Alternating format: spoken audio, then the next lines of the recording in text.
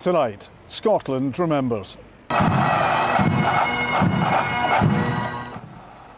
The Queen has reached her final resting place. Tens of thousands of people lined the streets as her funeral procession travelled from Westminster Abbey to Windsor. From here in Balmoral, where her death has perhaps been most keenly felt, to Holyrood in Edinburgh and across the country, people gathered to pay their respects. I served just on 9 years in the forces, and I looked at her. She was my boss. Good evening. The eyes of the world have been on the Queen's funeral today. It's estimated around 4 billion people watched the service, which was attended by representatives from more than 100 countries. Here in Scotland, a crowd gathered at Holyrood Park, not far from where we are standing now, to join together to watch the service and pay their respects. Up and down the country, people watched. It marks the end of a period of national mourning, which began with the monarch's death in Balmoral. Andrea Brymer is there for us tonight. Yes, Balmoral is, of course, where Her Majesty enjoyed such a special bond with the people of Royal Deeside throughout her reign.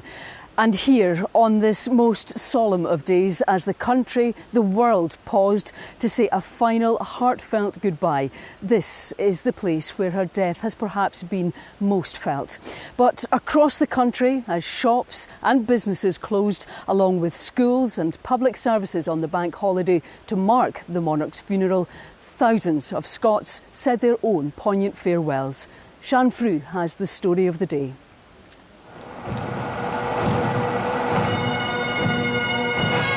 To the sound of the pipes and drums of the Scottish and Irish regiments, the slow funeral procession began. A final farewell to a head of state, but also a mother, grandmother and great-grandmother. The wreath on top of the Queen's coffin contained a handwritten card from the King. The message read, "In loving and devoted memory." Hundreds of members of the armed forces in Scotland played a role in this procession as the monarch made the journey through the streets of London, the city of her birth. They solemnly marched to Westminster Abbey, the setting of so many significant events throughout the 7 decades of her reign. Here, where Queen Elizabeth was married and crowned, we gather from across the nation, from the Commonwealth, and from the nations of the world. Before a congregation that included world leaders past and present, the Archbishop of Canterbury reflected on the call to serve. Her late Majesty famously declared on a 21st birthday broadcast that her whole life would be dedicated to serving the nation and Commonwealth. Rarely has such a promise been so well kept. Few leaders receive the outpouring of love that we have seen. She was joyful, present to so many, touching a multitude of lives. This was a service the Queen herself helped to plan. The hymns included "The Lord is My Shepherd" that was sung at her wedding in 1947. The moderator of the General Assembly of the Church of Scotland, who was at Balmoral the weekend before the Queen died, read a prayer. Let us give thanks to God for Queen Elizabeth's long life and reign, recalling with gratitude her gifts of wisdom, diligence and service. Another piece of music was specially created for today by the Scottish composer Sir James Macmillan.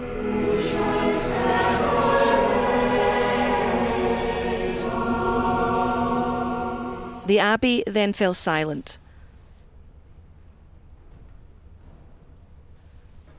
The 2 minutes of reflection was also observed by hundreds watching the service in Edinburgh's Holyrood Park, just yards from the Queen's official Scottish residence. An immense moment, really to the heart. and I'm just so grateful to be able to share it with the people here. It's kind of the first time I've really personally reflected. It's very special to be here, knowing she rested just there only a week ago. No matter what your views on the royal family are, you can't take away from what she's done in the last 70 years in her reign, and it just was fitting to come and pay our respects this way. We'll never see anybody like her. Charles will never match up to it. What a job he's got to follow his mother. Very hard. They also gathered to pay their respects at Gordonston, the King's former school. It was quite sad. I think when we all stood up and sang God Save the King, it was quite emotional.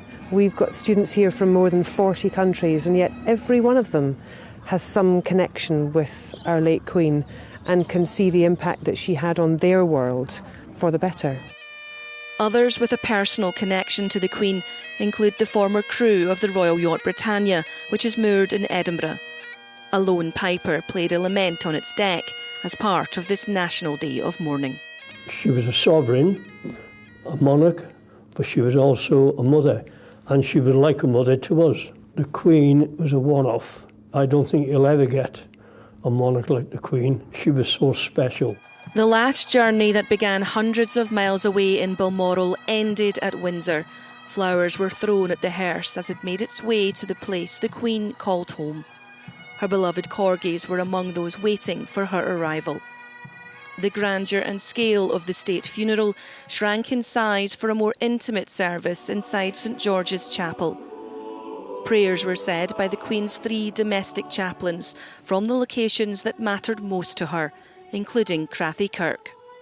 We give special thanks for the life of thy daughter Elizabeth, for the mercy she received from thee, and for the example that through her life of service, love and faith, she has set before our eyes.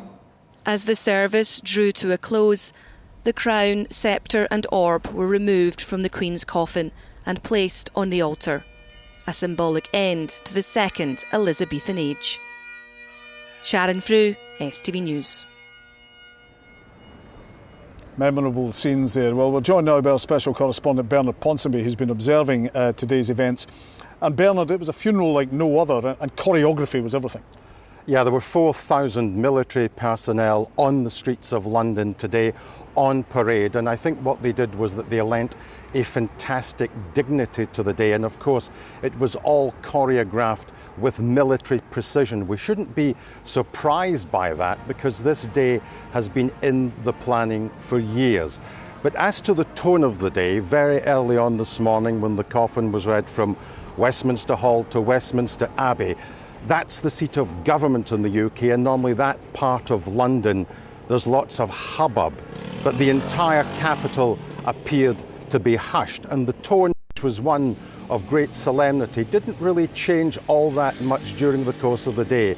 Yes, when the coffin went from Westminster Abbey to that service at Windsor, which people witnessed just over an hour ago, there were some people who applauded, there was the occasional flower that was thrown, but it was overwhelmingly solemn. And of course, these are the pictures which the historians will pore over and they will write about.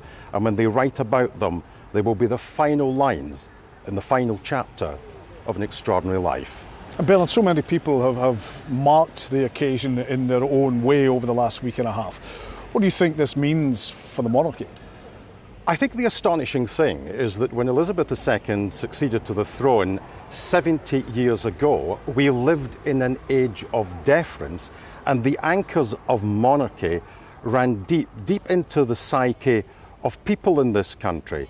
70 years later, whatever else you can say about this country, it is not one which is overly deferent. And of course, it's only right to say that not everybody in the country is a royalist or is a monarchist and supports this institution. But the extraordinary thing is the last week to 10 days has shown that Elizabeth was a character, was a figure who almost transcended the institution that she led. And of course, the thing is that at the point of death, those anchors, which were so profound when she succeeded to the throne, are just as relevant to many people now. And I think that what that means is that the new king has been endowed with anchors which are certainly very, very deep, and it means that there is overwhelmingly a good deal of good feeling and goodwill towards him. But that goodwill has been built on the reputation of his mother. And what we've seen over the past few days, all that ceremony, pageantry, real history here. It is real history, and I think the tone today was slightly different from the tone which we witnessed just over a week ago. You remember that when the funeral cortege came from the castle at the top of the Royal Mile down here to the Palace of Holyrood House, there was a lot of applause. There was a sense of shock and a sense of sadness. Today the mood was solemn. There was a sense in which many people, wherever they were watching today's events, really understood that this was their opportunity to say one last goodbye. Bernard, thank you for that. We'll come back to you later. Now let's go back to Andrea at Balmoral. Thank you, John. Well, today, people the length and breadth of the country remembered Queen Elizabeth II in their own way. The late monarch had a deep affinity and affection for Scotland, and it was, of course, here at Balmoral that she spent her final days. While many paid their own private tributes and watched the state funeral at home, others gathered to collectively mourn the only sovereign they've ever known, as Louise Hosey reports. Birdsong at Balmoral as the sun rose on this saddest of days. Empty streets.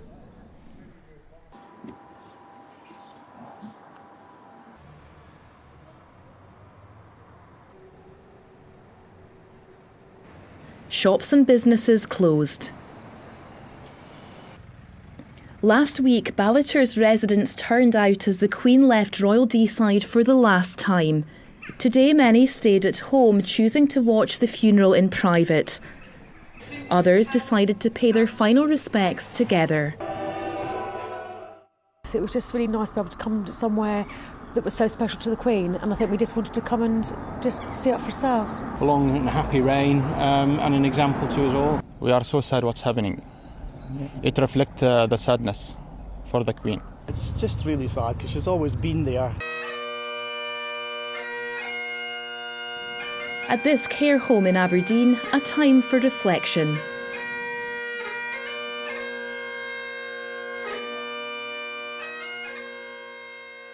I certainly was very happy that she was in a place she loved.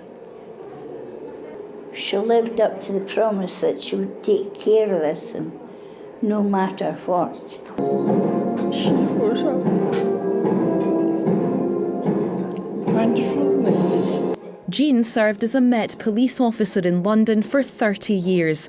She met the Queen Mother and was on duty for many of the Queen's engagements. Will there ever be anybody like Queen Elizabeth II, do you think? Not in the wonder, not in the wonder. I don't know, when she looked at you, you wanted to take a cuddle and smile at her, but you think, we didn't, we weren't allowed to do that. While many places closed, in others there was a recognition that elements of everyday life still ought to continue. I think people are grieving for the fact she's died, but people are just wanting to survive as well. I think they're trying to do both, but food is the priority. It affects people in different ways, but I would think right now the most important thing is if we got shops still stayed open for people to get what they needed. This Glasgow-based radio station broadcasts in multiple languages to African and Caribbean communities, both here in Scotland and abroad. Today it held a tribute show to the late monarch. The way of her life, the way she's been an exemplary life to women and even to men, and in fact it's quite something a lifetime for us seeing people walking through a coffin. And again, for me, that she actually died in Scotland and me living in Scotland is like a blessing because she actually loved coming holiday in Balmoral every time, so it's a kind of something affectionate to us. Queen Elizabeth II once said it was the people that make the place, and in few places was this more true than in Scotland. Today, the people of Scotland said goodbye to their Queen. It was a day of memories, sadness, celebration, and above all, thanks for a lifetime of service and duty. Louise Hosey, STV News. Well, with me now is one of the Lord Lieutenant of Aberdeenshire's deputies, Miranda McHardy. Miranda, thank you for joining us. What has today meant for you and the people here on Royal Deeside? It's been a very, very emotional day, I think, certainly for me, and I'm sure I'm not alone in that. I think when the Queen died here at Balmoral, she was held by the people of Deeside and Scotland and Aberdeenshire, and they were allowed to grieve privately for a few days before she was taken off to London, before Scotland gave her back. You've met her several times. How will you remember her? I just remember her as a very warm, compassionate person who was always interested in what had happened to you. I met her when the River Dee flooded a few years ago and our house was underwater. I was very nervous about meeting her, very anxious about meeting a lady who'd sat with Winston Churchill. But the minute she walks into the room, she makes you feel at ease. She's more interested in you and what had happened in Deeside. She was very anxious about the shepherds who'd lost sheep and the farmers that had lost cattle. And she just wanted to know what it had been like for everybody, I think. Remarkable. And do you think it's easy to see why she felt so at home here? I absolutely can. My heart, your soul is always better in the hills. And I think when she was here, she could take her children on picnics, her grandchildren, she had barbecues. She notoriously did all the barbecuing and cooking herself. And I think here she felt she was able to be an ordinary granny, an ordinary mother, with a family on holiday. And today, the people of Deeside respected that. Today there were many references to Scotland in the state funeral. Do you think it's been incredible how Scotland has responded and shown their love and respect for her? Yeah, unbelievable. From the moment the 200 pipes and drums started up outside Wellington Barracks to escort her coffin to Westminster Abbey for her state funeral was a very, very emotional moment for me. I still feel emotional thinking about it. And then hearing her personal pipe in St George's Chapel in Windsor as her coffin is lowered into the crypt is a very emotional time for Scotland, I think. Indeed. Miranda, thank you very much for sharing your memories. Thank you. Well, of course, many Scots have travelled to London since the Queen's death. Many have queued to see her lying in state, and many are there today to be part of such an historic event. Tens of thousands lined the streets as the late Queen made her final journey from Westminster Abbey past her Buckingham Palace home for the final time on her way to Windsor. Catherine Sampson has been out with the crowds in London today. Catherine, an incredible atmosphere, I'd imagine, down there. Yes, absolutely. I've been out in the streets around Westminster, Whitehall from extremely early this morning, and what really struck me ahead of the procession was, despite the huge numbers of people that have come to London, it was so eerily quiet. It was so calm. You really could at points hear a pin drop. Now, of course, Westminster Hall behind me, that's where people had been queuing through the night to see the Queen lying in state. And the final person in that queue only left at 6:30 this morning, and that was before, of course, the Queen's coffin then made that very short journey from Westminster Hall to the Abbey. In terms of the people you meet, they've come from all backgrounds, they've come from all walks of life. They would tell you they're all united by a desire, and some say a duty, to be here for a moment in history that will be replayed through the decades. In the quiet, early morning, London was waiting. Helen and May had been here overnight to secure their spot on the route. Why did you feel you had to come to London today to witness this? Well, why wouldn't you? I mean, she was a very loyal lady, not just to Britain, to the whole of the world. Most stable person in the world. Yes, totally agree with that. You had to, the atmosphere alone, you can watch it on television, but it's not the same. Families and friends all gathered to watch, to share a front row view of history. We will feel sombre when the procession goes past, but it just feels like everyone's really united, and it's lovely. From all over the UK, they came to pay their respects. Scots who travelled down, Scots who now live south of the border. It's important to show not only that she was a queen, but the individual she was and what she meant to the people of the United Kingdom, especially Scotland. You know, she was our queen. While millions watch the service from home, very few will be able to say they were there inside Westminster Abbey. Stephen Leckie, the Lord Lieutenant of Perthshire, is one of them. A chance to think so many things about the Queen, her passion for Scotland, Balmoral, her passion for listening to bagpipe music, her own personal piper, which we heard at the very end, playing her own personal tune. So the sound, as a Scotsman, the sound of the bagpipes and the pipe band was really very, very special indeed. Anne Macaulay travelled all the way from Stornoway to say her last goodbye. I kind of crumbled a bit when I heard the pipes and drums coming. We could just hear it, and we could hear the pipes. And I kind of lost it then and had to scrabble around for a hanky. But I know I held it together after that. And it's a day that stays with you forever, doesn't it? Undoubtedly. It definitely stays with you. You'd never forget something like this. And there's a very strong sense that, OK, it was all about the Queen, but we've got a new king. Few in the crowds here cramming Westminster will forget their one last look.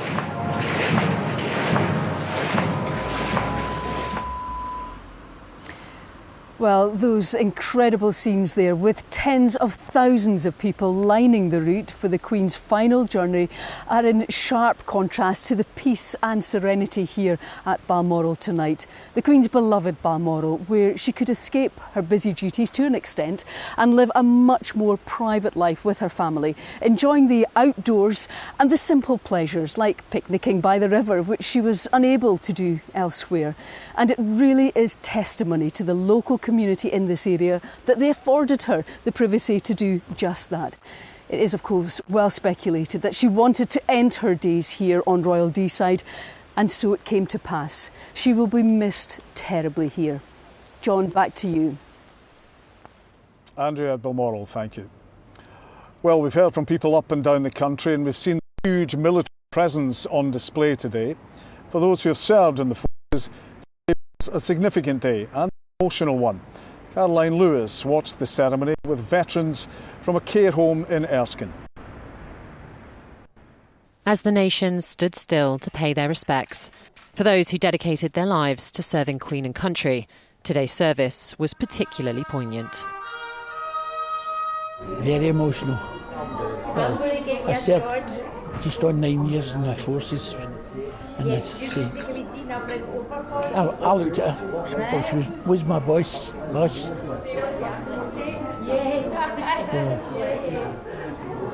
Sorry about that.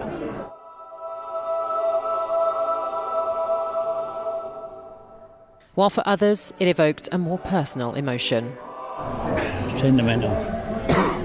I mean, my wife's dead 2 years ago, but that brought things back. Definitely did. And for CEO Ian Cumming, it was a chance to reflect on an unexpected, intimate moment with the Queen. I was meant to be standing before her for only a few moments, but this was around the time that Harry had been notified that he may be deploying to Iraq, and she was clearly concerned. So I spent actually a few minutes talking to her about what it was really like there, and it felt important to do that. It was just a grandmother looking for some reassurance. We have lost an icon in our lives. We have lost someone that we have served for years. We've lost someone that's been there for most of these people throughout their entire life. You know, she's served us as a country for 70 years. Today, a chance to reflect on fond memories and pay respect to the leader they once served. Caroline Lewis, Stv News. The Queen, of course, was head of the armed forces. And Bernard, today was closing one chapter for the royals and indeed for British history. The obvious question now, what's the future of the monarchy? Well, the age of Elizabeth was significant, 70 years, the longevity impressive. But she was on the throne at a time of great political upheaval, great economic upheaval, great changes in society and great cultural changes. It's very unlikely that the reign of Charles III will be marked by that kind of radical change, but he takes over at a time where there is a fund of goodwill towards him, and that fund of goodwill very much emanates from his mother's legacy. Now, how will he approach it? Well, one of the things we know about Charles is that he is a man of strong opinions on a whole series of issues. They are now no more. He is a constitutional monarch. He will dispense his obligations by simply reciling from any issue of public debate. It doesn't mean that he doesn't have an opinion, but any opinion which he expresses will be in private, because that constitutional role is very, very important. I think we'll see a lot of him in Scotland. We saw him in Wales, we saw him in Northern Ireland. He will be keen to say, I am a monarch for all of the United Kingdom. It probably means a lot more visits here. Bernard, thank you. So, the queues have dispersed. The processions have ended. The drumbeats are silent. It's been a remarkable period when history played out before us. Tonight, the royal family will take part in a private service at Windsor. Tomorrow, we return to normal, albeit a normal with a new king and a normal with challenges facing the nation. But these are days most of us have never experienced before at Balmoral, in Edinburgh and in London. And they are days that will not be forgotten. Good night.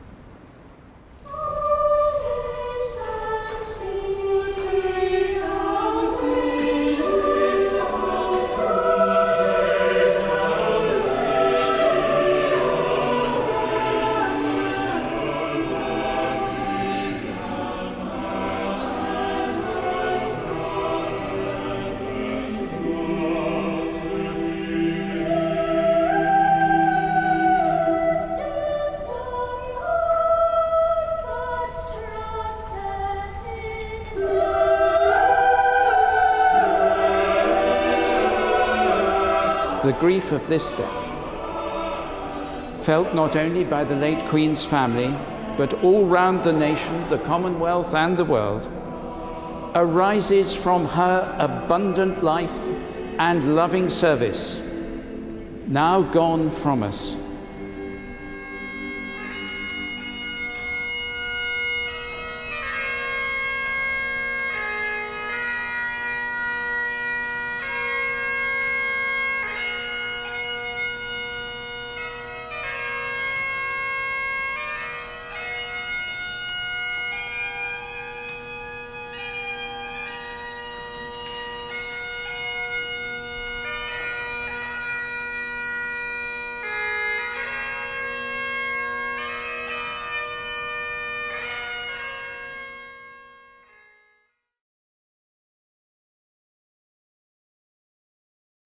Hello, good evening. Well, throughout today we've had high pressure centred across the south of the UK, but that's still allowed some fronts to just skirt the north of Scotland. Once that high pressure moves eastwards, it will allow a further front to make its way fully across the country by Thursday, and that will bring with it some very wet and very windy conditions.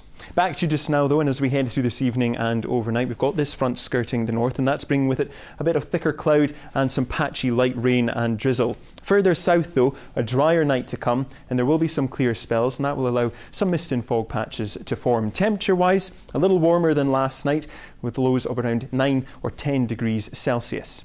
Now looking ahead to tomorrow, will be a dry, bright start to the day for many central, southern and eastern areas. Any mist and fog that has formed overnight will burn off through the course of the morning.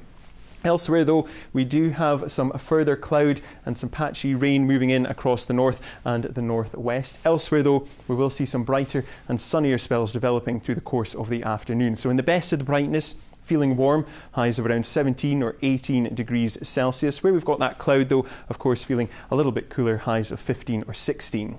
Now looking ahead to Wednesday, we'll see a further front moving in from the north and west. So that will bring with it some further patchy light rain and drizzle. Elsewhere, a drier afternoon to come, but there will still be a cloud around with highs of 18 degrees. By Thursday, that front will work its way southeastwards across the country, bring with it high rainfall totals. We could see between 20 and 40 millimetres within the space of 12 hours. Bye-bye.